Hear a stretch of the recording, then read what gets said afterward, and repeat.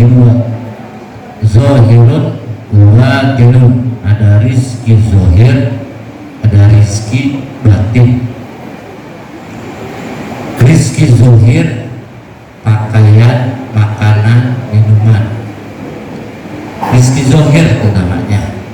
Rizki batin atau fikul to'ah, kita dikasih bisa ngaji, kita dikasih kuat sholat, kita dikasih kuat ibadah, itu namanya rizki. Rizkinya rizki batin. Yang perlu kita usahakan adalah rizki batin, sebab rizki zohir kalau makanan seluruh makhluk Allah itu udah dijamin. Seluruh makhluk Allah dari yang paling kecil sampai yang paling besar, rizkinya, makannya, minumnya dijamin. Cecep atau cecep nggak mau warung, cecep nggak mau ojek, nggak arisan lagi, tapi dia makan. Makanannya nyamuk, cecep nggak bisa terbang, makanannya bisa terbang. Kalau main logika sampai mampus, cecep nggak bakalan makan. Itu yang pertama. Yang keduanya, makanan cecep itu dibasmi tiap malam di rumah. Semua rumah ngebasmi makanan cecep, pakai baygon, pakai hit, pakai autan, lavender, obatnya bau bakar. Wah, semua rumah ngebasmi makanan cecep. Tapi sampai saat ini cecep nggak pernah ada cecep mati kelaparan. Itu cecep. Nah kalau manusia, apalagi manusia. Dulu tahun 50, tahun 60, tahun 70 masih ngalami saya. 77. Tahun 80 itu masih kosambi, masih sawah. Dulu tahun 60 sawah banyak. Tahun 60 sawah banyak, orang sedikit. Tapi orang dulu ribut susah makan. Itu bapak saya cerita. Tahun 60 70 itu sawah banyak, orang sedikit tapi orang susah makan. Nah, main logika sekarang. Sekarang sawah habis, orang makin banyak. Pertanyaannya, kita makin susah makan apa makin banyak makan? Banyak makan. Nah itu. Dulu anak kecil nangis pengen makan, sekarang anak kecil nangis disuruh makan. Anak kecil dulu nangis karena pengen makan, karena lapar. Nah sekarang anak kecil disuruh makan, nangis. Berarti nggak main logika kita. Seharusnya karena sawah semakin habis, orang semakin banyak, seharusnya kita semakin susah makan. Tapi sekarang ayam aja makan nasi. Saking udah nggak bosen tuh, saking udah nggak dimakan sama orang, dikasih ayam. Kambing makan nasi kambing. Makanya kalau orang sampai bingung takut nggak makan, terlalu bodoh kita. Terlalu bodoh. Dari di dalam perut kita udah dikasih makan. Ibu yang hamil tidak menstruasi. Kenapa? Karena darahnya jadi air susu untuk makan orok di dalam perut. Emang bisa mangap? Oke, lewat puser dikasih sama Allah.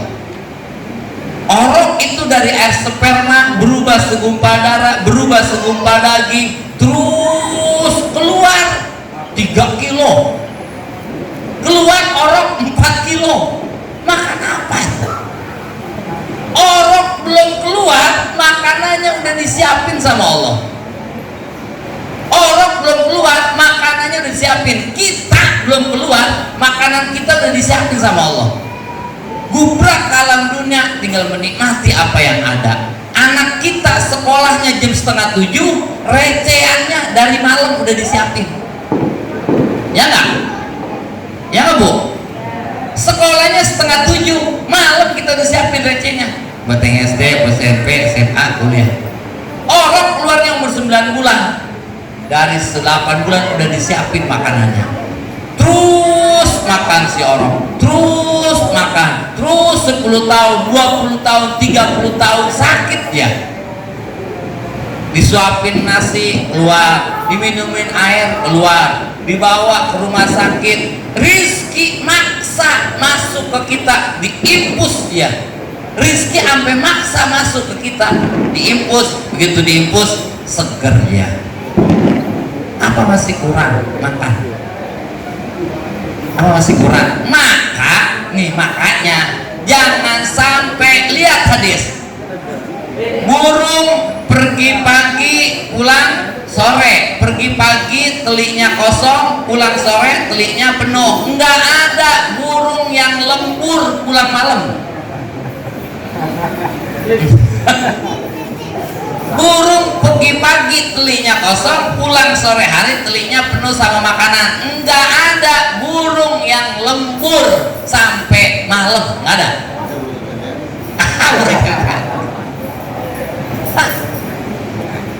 Tapi walaupun burung nggak lembur, burung nggak ada yang kontrak, nggak ada yang nempatin sarang orang. Oleh karenanya jangan gara-gara nyari rizki, jangan gara-gara nyari duit sampai lupa ngaji, jangan gara-gara nyari duit sampai lupa sholat jamaah, jangan gara-gara nyari duit sampai lupa baca Quran. Ya? Iya, makanya bosnya saya mau kopiakan sekali.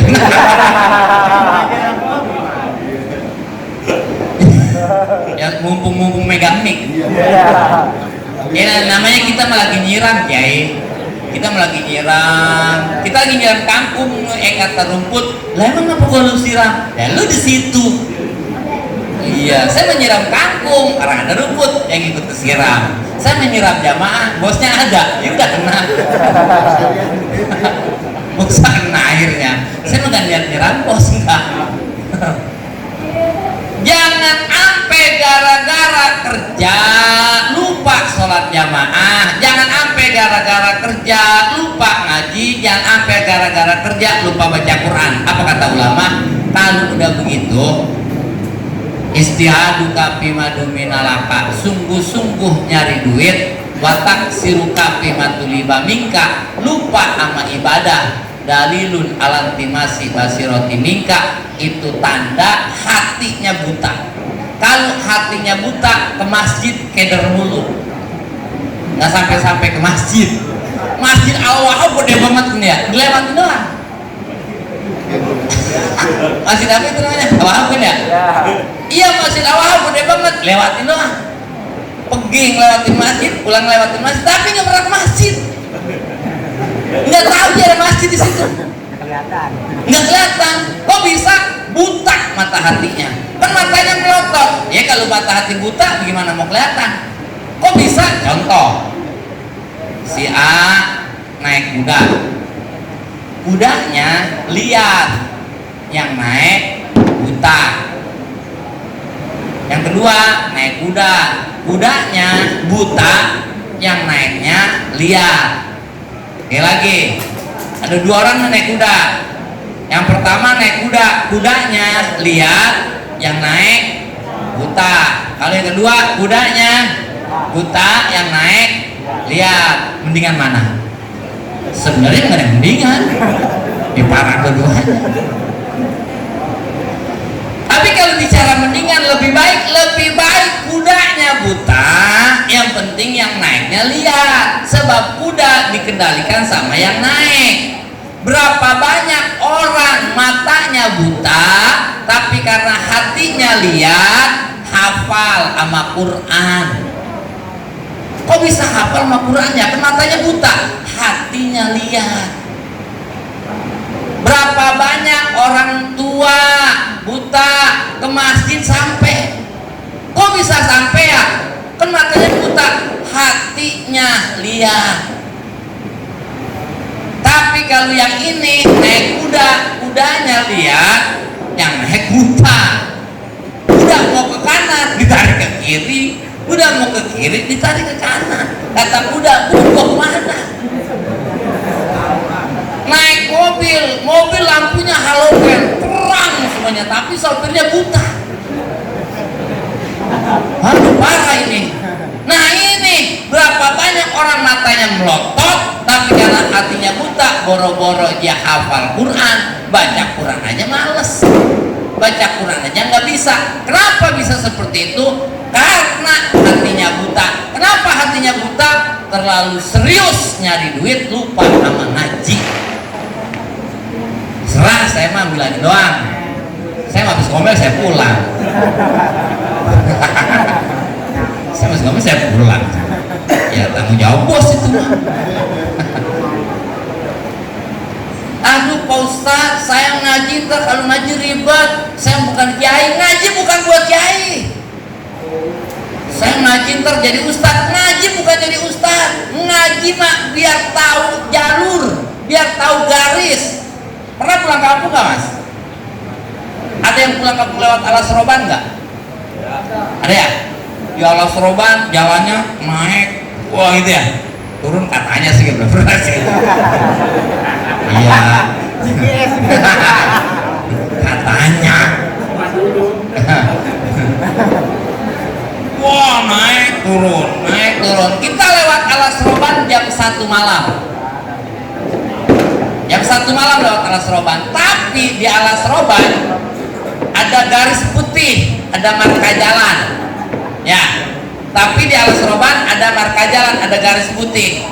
Berani nggak sopir dengan situasi jalan turun nikung kiri kanan jurang, tapi di jalan ada marka jalan, ada garis putih, berani nggak sopir lari 80-70? Berani nggak? Hah? Beraninya berapa? Cemen sama sopir 30. Saya mah naik ke jalan begitu 60 tikungan. Iya, saya naik motor udah pernah kenceng, saya mah paling 60 tikungan. Pertanyaan jujur aja nih, sok sampai nggak bisa nyopir kali mas. Kalau nggak bisa ngomong jangan ngomong. Iya lah, orang nggak bisa nyopir masa 30 ya kayak tadi itu mah. Emang nggak bisa buat ini Pak Haji? Kopling hati. Kalau sopir dalam keadaan jalan Alas Roban setengah malam di jalan ada garis putih, saya yakin berani sopir masih berani 70-60 masih berani. Ya mas ya? Setuju? Iya. Masih berani. 60-70 masih berani. Begitu sampai satu kampung, sampai setelah Alas Roban 1 kilo, jalanan baru diaspal. Jalan baru diaspal, nggak ada garis putih, nggak ada marka jalan. Pertanyaannya, masih beranikah sopir lari 60-70? Masih beranikah? Nggak berani. Paling 30 sambil kebingungan dia lihat kiri kanan, penuh rasa khawatir, penuh rasa takut. Ini namanya ngaji mas. Kalau orang ngaji tahu jalur, ini loh jalur haram, ini loh jalur boleh, ini jalur makruh, ini jalur mubah. Ketika kita punya jalur, punya garis-garis putih, enak hidup juga jelas. Kita jalan itu hidup, jalanin hidup itu tenang. Kenapa? Karena ada garis. Tapi kalau orang nggak tahu ngaji, nggak tahu hukum, nggak tahu mana garis haram, nggak tahu mana garis halal, nggak tahu mana garis makruh, itu seperti jalanan tidak ada garis putih, seperti jalanan tidak ada marka jalan, penuh bingung dan khawatir. Tahu-tahu nyemplung aja ke jurang. Kenapa? Ya karena nggak ada garis putih. Dengerin mas, nggak tawa aja lu. Udah enak bener lu punya bos Bang Haji Pendi, diundang, disuruh makan, disuruh dengerin pengajian, lu kan nggak bayar kan, tenang aja. Yang bayar mau bos. Emang boleh kiai ngajar minta dibayar? Kiai geblek kalau ngajar minta dibayar. Tapi ada lagi yang lebih geblek, yang nyuruh ngajar kagak bayar.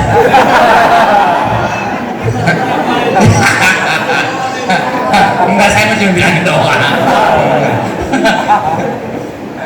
Cuma dengerin doang mas, tinggal dengerin lu mah, tinggal dengerin, makan itu dengerin, jangan ketawa, jangan ikut ngomong.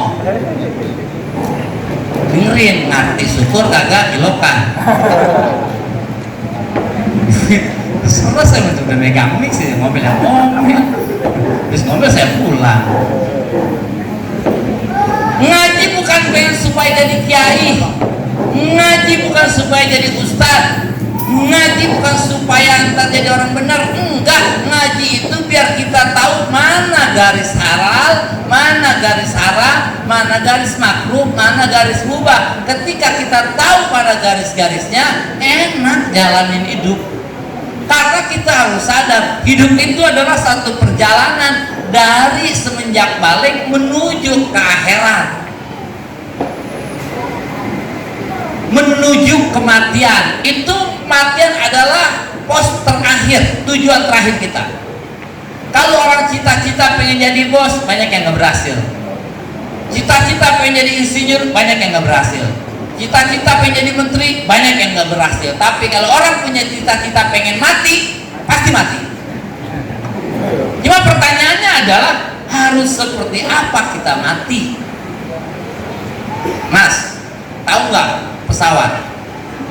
Mas, tahu ya? Ibu-ibu dia saya nggak tanya.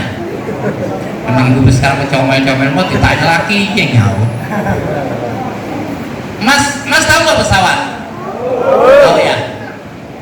Pesawat Garuda Airlines dari Soekarno-Hatta menuju King Abdul Aziz. Lepas landasnya, take up, naik dia ke atas. Begitu di atas menuju King Abdul Aziz Jeddah, begitu di atas Bandara King Abdul Aziz, kelihatan nggak mas? Kelihatan nggak mas? Nggak kan? Kalian ngomong kelihatan jangan kayak Kiaki lu mas. Kiaki kita duduk di pesawat di pinggir dekat jendela, kata Kiaki, tong, tukeran tong, lu belakang tuh, gue di situ dekat jendela. Kok mau ngapain? Gue pengen beludah jadi gitu. Ya kata naik metro, pengen beludah. Tuh Kiaki ada gitu, pengen duduk di jendela kapal mau beludah ya. Begitu pesawat di atas, begitu pesawat di atas, kelihatan nggak Bandara King Abdul Aziz? Enggak. Yang kelihatan itu awan depan, kanan awan, kiri awan, atas awan, bawah awan. Tenang nggak nih kapal? Oh enggak, banyak terpaan angin. Serut, terpaan angin. Bahkan kalau di atas cuaca lebih jelek, itu lebih parah dari jalanan kolar. Guduk parah. Nah, ketika di atas itu bandara nggak kelihatan, tapi begitu landing, lo mendarat, pas, nggak kelewatan, nggak kurang, nggak ke kanan, nggak ke kiri. Padahal waktu di atas nggak kelihatan. Ya mas ya. Pertanyaannya, kenapa bisa ngepas? Padahal waktu di atas nggak kelihatan. Jawabannya, karena sang pilot mengikuti koordinat yang ada, karena sang pilot mengikuti GPS yang ada, karena sang pilot mengikuti petunjuk yang ada. Ketika sang pilot mengikuti petunjuk yang ada, maka sang pilot selamat sampai tujuan. Di atas tenang, kena terpaan angin, terus ke kiri, tapi sang pilot kembali lagi ke titik koordinat. Dihempas lagi dari angin kiri ke kanan, kembali ke titik koordinat. Dihempas dari atas ke bawah, kembali ke titik koordinat. Dihempas dari bawah ke atas, kembali ke titik koordinat. Ketika sang pilot mengikuti koordinat, mengikuti GPS, mengikuti petunjuk, maka sang pilot sampai dengan selamat kepada tujuan. Arti nggak? Nah, begitu kita lepas dari masa balik, lepas kita dari masa balik, pertanyaannya adalah saat ini ada nggak yang udah yakin mati bawa iman? Ada nggak yang udah yakin mati bawa iman? Hah? Nggak ada. Ada nggak yang udah yakin nanti di masar adem punya payung? Nggak ada. Ada nggak yang udah yakin terjebak di sirat selamat? Nggak ada. Ada nggak yang udah yakin mati masuk surga? Mas, Ada nggak? Nggak ada. Semuanya hampa.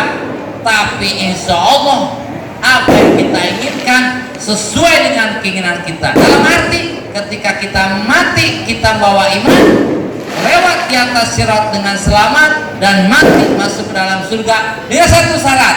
Dengan satu syarat, ikuti koordinat yang ada, ikuti petunjuk yang ada, ikuti GPS yang ada. Mana GPS kita? Mana koordinat kita?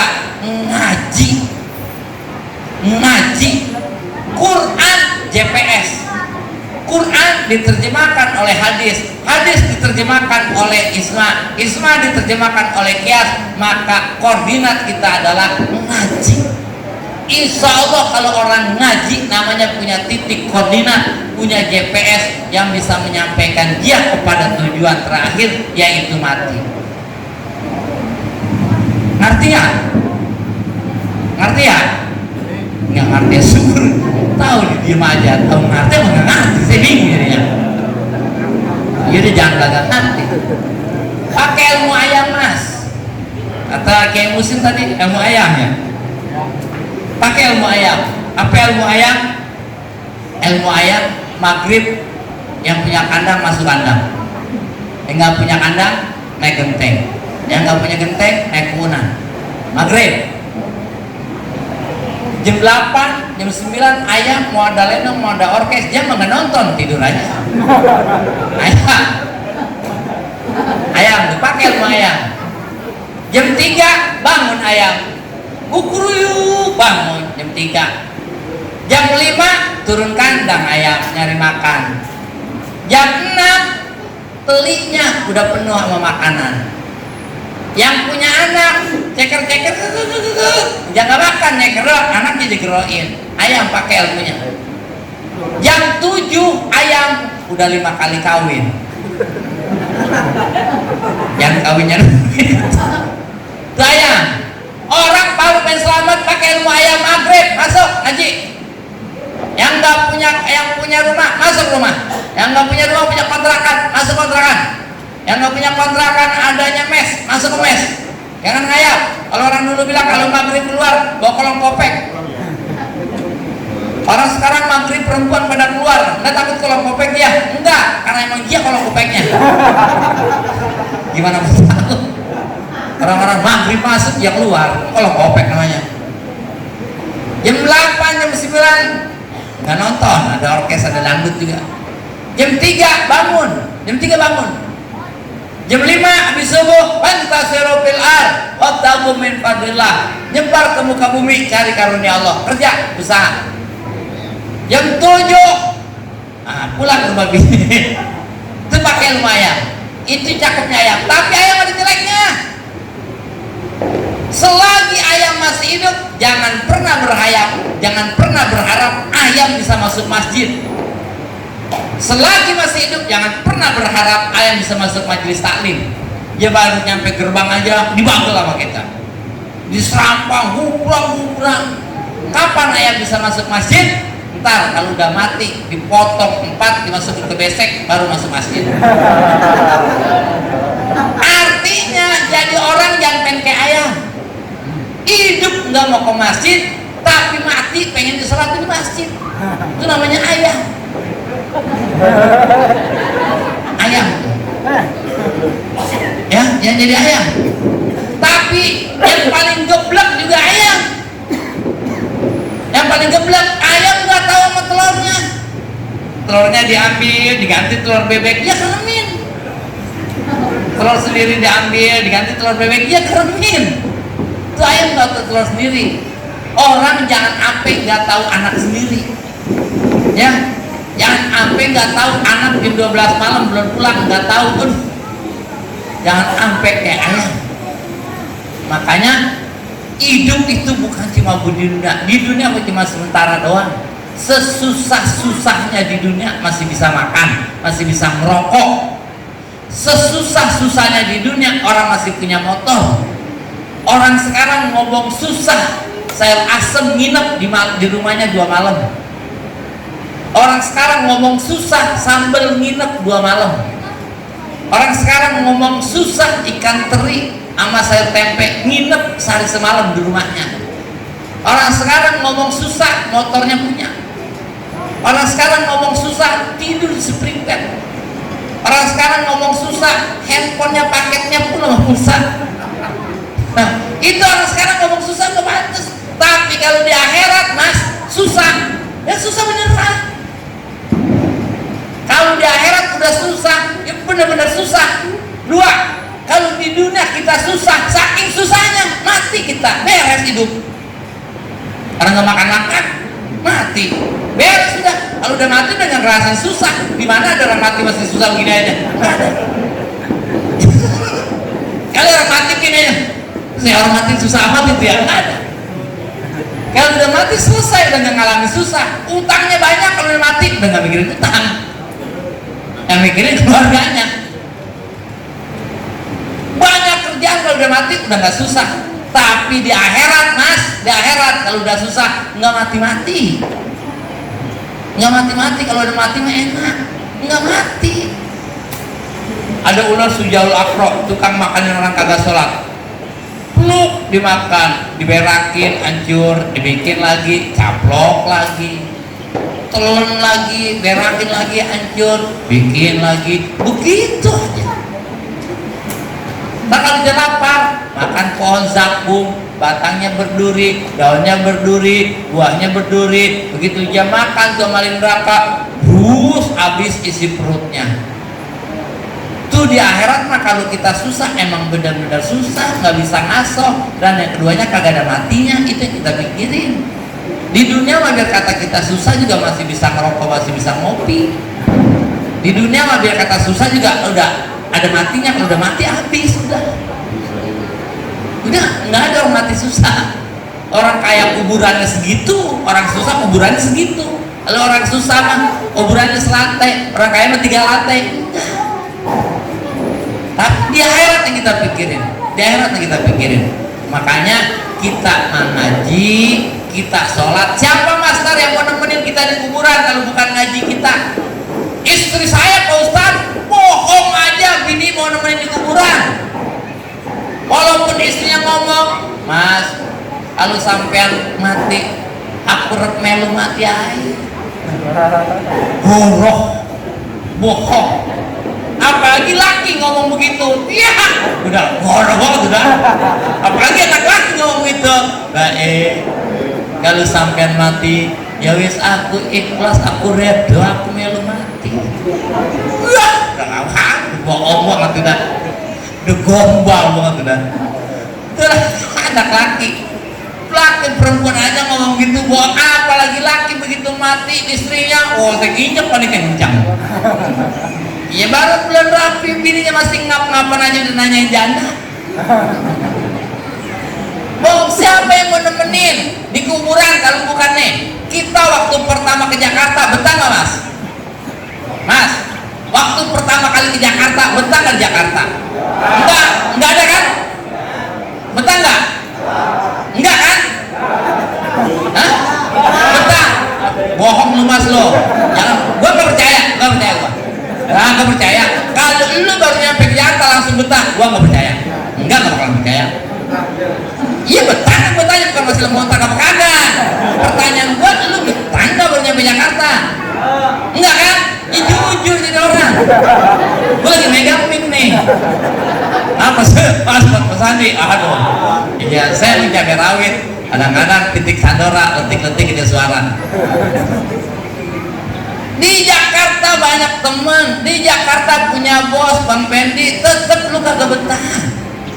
Megang duit tetep lu gak betah. Ada Indomaret tetep lu gak betah. Kenapa? Lu baru masalahnya di Jakarta. Istri kita pertama kita ajak pindah ke rumah kita, betah gak Mbak? Enggak kan? Padahal banyak teman, TV ada, apa ada, warung ada, tetep gak betah. Kenapa? Baru.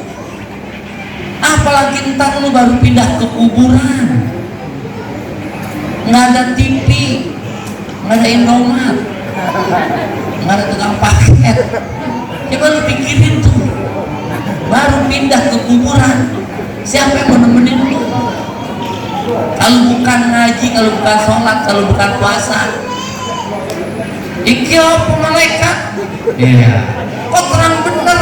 Kata malaikat, itu pahala sedekah lo. Terang bener, kata malaikat, itu mah gelap lo, sedekahnya 2.000 dibawa kamper juga. Pakai lilin. Ya waktu tetangga lu mana 100.000 terang.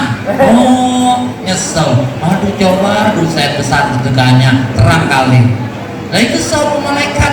Lah ayo teman. Kok cantik banget itu pahala ngaji lo. Kok cantik banget, jelek itu para ada bopek, pesek, jenong lagi. Coba lu ngajinya tidur mulu, nyampe tidur ngajinya kayak buaya, nongol ngelem nongol ngaji pre ngaji mau penutupan prek semuanya ngaji. Coba lu ngajinya rajin mah cantikan lagi, baru dia nyesel. Siapa yang menemenin kita? Siapa yang mengirimin kita doa? Tetangga kita mengirimin doa, ya masih hidup aja udah berantem mulu, apalagi kita udah mati. Teman kita mengirimin doa buat kita, ya dia sibuk ngurusin urusan dia, boro-boro mengirim Fatihah buat kita. Anak kita mau ngirimin buat Fatihah kita, anaknya bagaimana mau ngirim Fatihah? Anaknya orang di sekolah jadi pondokin, paling sampai kuburan MP3 ya setel. Ya asih Al-Quran lagi ayo Pak, mohon maaf ya saya mau ada comel mulut ini. Anak sekarang Pak datang ke kubur belakang lagi ngaurin bunga sama nyiram udah. Kalau anak nggak ngaji nggak pondok mah jangan berharap bisa ngirimin Fatihah. Anak pondok aja masih lupa ngirimin, apalagi anak kagak pondok. Sampai kuburan ngaurin bunga doang, namanya telepetri. Yasin dia mengerokok. Coba kalau bukan ngaji kita, kalau bukan sholat kita, bukan puasa kita, siapa yang menemenin? Anak baru kita di kuburan, anak baru. Makanya kain kapan lebih bagus yang lama daripada yang baru. Saya tanya sama guru saya, elatnya di mana Kiai? Kenapa kain kapan lama lebih bagus daripada kain kapan yang baru? Nyaut teman saya si PA. Iyalah Ji, yang lama. Emang kenapa bagus? Kan kalau malaikat datang ngaku, bos saya anak lama nih, kain kapannya udah jelek. Kain kapan sudah lama nih, udah jelek tuh kan. Hanya ditanya saya mau izin.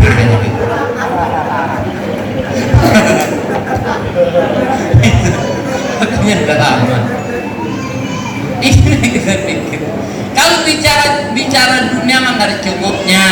Bicara dunia nggak ada enaknya. Bicara saya capek Pak Ustaz, kalau habis kerja ngaji ngomongin capek, siapa sih yang nggak capek?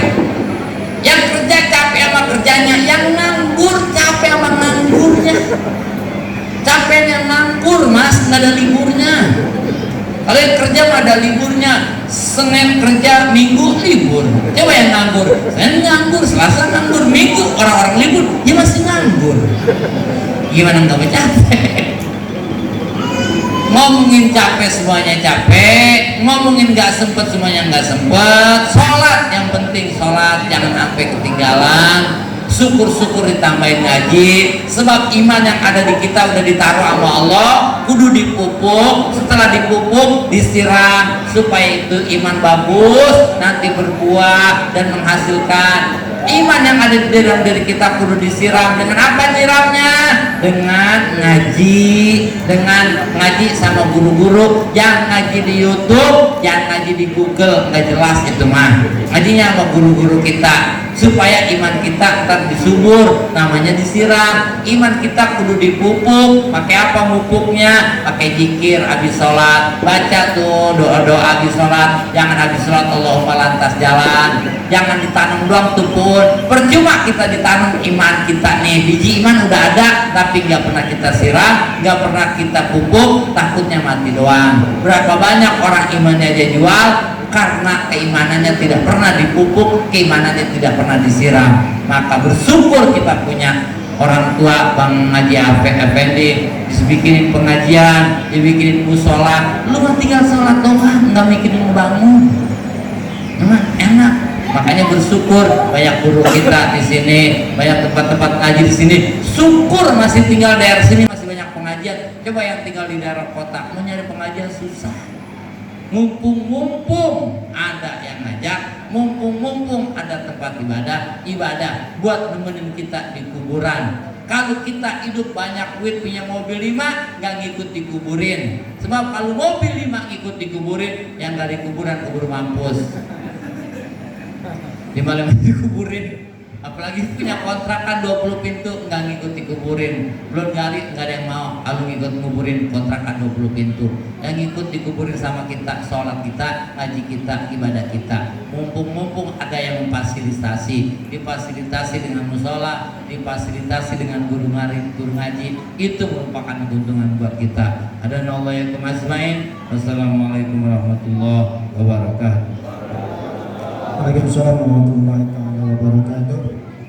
Demikianlah Mau'izatul Hasanah yang telah disampaikan oleh penceramah kita Kiai Haji Nofal Ma'mun, di mana beliau